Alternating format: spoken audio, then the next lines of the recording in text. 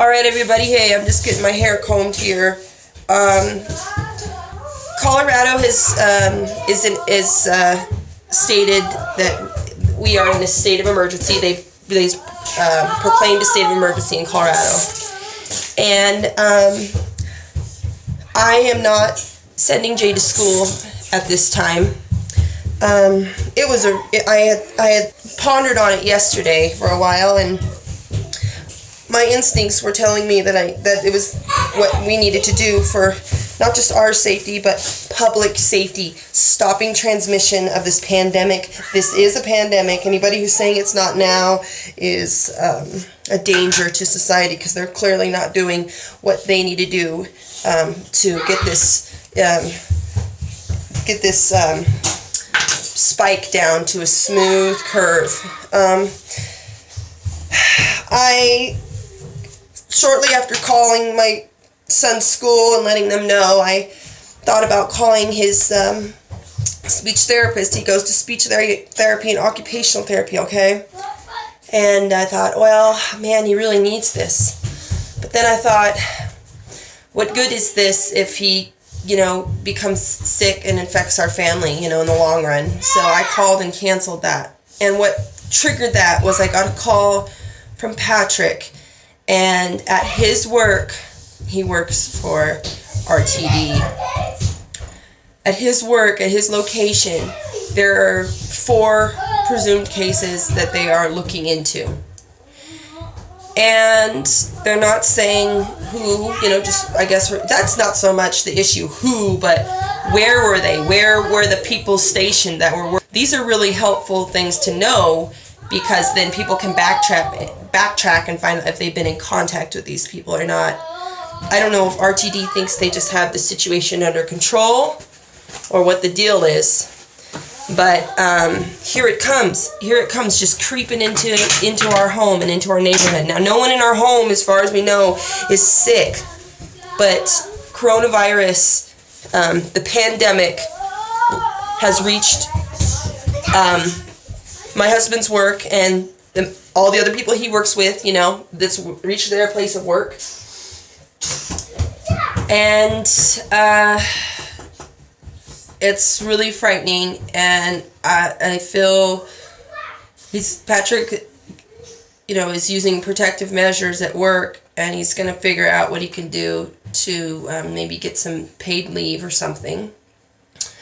Or if not necessarily paid leave, but leave, get some excused leave, for lack of better words. Be able to leave work for a while without pay, but then have his work back. I know you have to, since it's a union, you can do things like that, but you have to be there for a certain amount of time. I don't know what they're going to do in light of the pandemic. I feel a little shaken. I've been anticipating this, but I still feel really shaken and sad, and I just wish that this wasn't happening, but we're just going to keep pushing forward and moving forward. All I can say is that as soon as I found out that this coronavirus had occurred starting in China, I decided I wasn't going to travel right off the bat. I knew I wasn't, and I canceled my trips. If I had not canceled my trips, I would be heading to California in the next couple of days. I would be in California.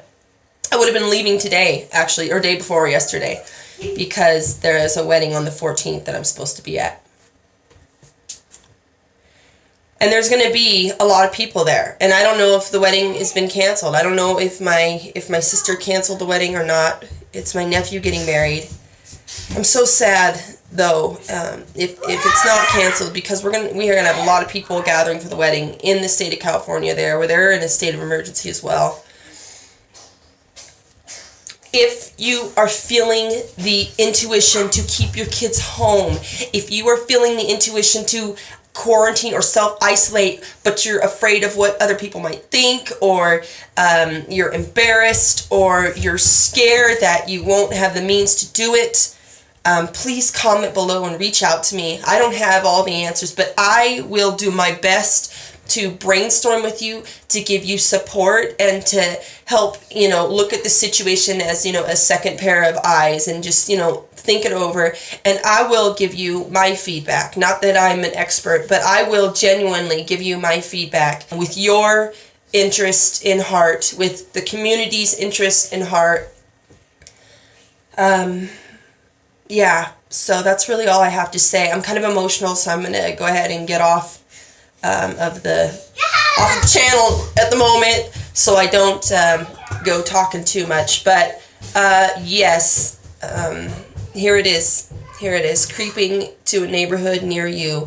So what can we do? Stay indoors as much as possible. If you have to go out, to the best of your ability, protect your eyes and your mouth, reminding yourself not to touch your mouth and your eyes. I know some people are saying that the masks don't do much, but I'm not in agreement with that. I feel that this does have the potential to go airborne. It does go airborne, and these droplets are small enough to where we can just walk right through them, or whatnot, if we're not protected. So yes, wash your hands. Don't touch surfaces as much as possible.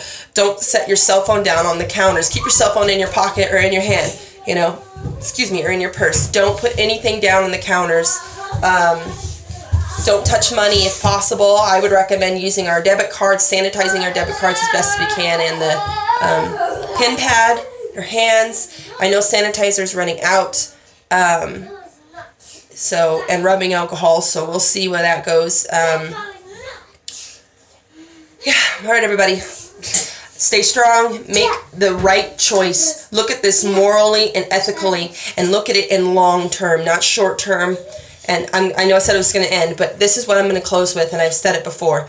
We can survive for the most part, okay? We can survive an eviction. We can survive foreclosure on a house. We can survive losing a job. We can survive all of these things. So we should do all we can to not spread the virus. So when we have to become recluse. We have to pull back, and we have to stay where we are, and fight this with lack of transmission. All right, everybody. Seriously, all my love. Go vegan. Vegan foods are some of the cheapest foods you can stock up on for this pandemic. I'm talking rice. I'm talking beans. I'm talking crackers, peanut butter. Okay, let's get the vegan options. Let's stock them up. Popcorn, everything. Stock up with your healthy vegan food, your applesauce, everything. Your vegan ramen noodles.